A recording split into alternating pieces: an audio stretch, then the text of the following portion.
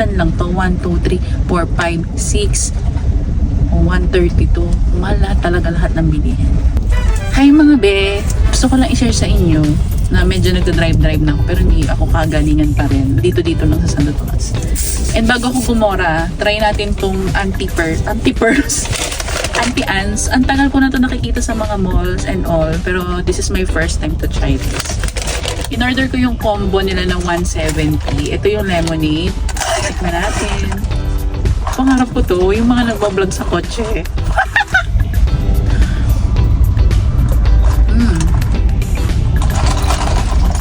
Kulang siya sa pagkaasim as a lemonade person. Di ba kasi ako nag-coffee at alam kong hindi ako makatulog. So, ang tinanong ko kung ano yung best seller nila sa anti-ants. Ito daw cream cheese stick. So, try natin. Sana hindi to blurred. Yan. Kasi I'm using my back cam. Wala lang, share ko lang. Lagi ko nakikita to sa mga mall. Mahal din pala, no? Ilan lang to? 1, 2, 3, 4, 5, 6, 132. Mahal lahat talaga, lahat ng bilihin.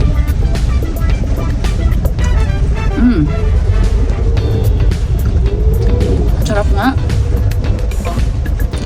Parang guilty pleasure siya. Bumabagyo na. Video pa si Te.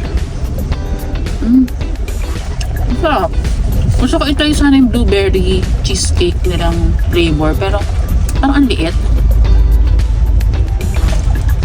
Masarap. Anong recommended yung flavor sa anti-ants? Share nyo dyan.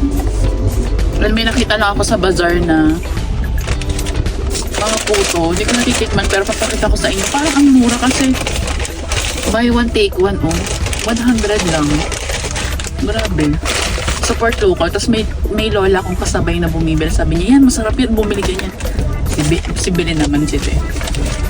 Kasi nag-iisip ako ng pang-merienda. So, yun lang. Update lang. And, yun ang mga bagyuhan. Ingat kayong lahat.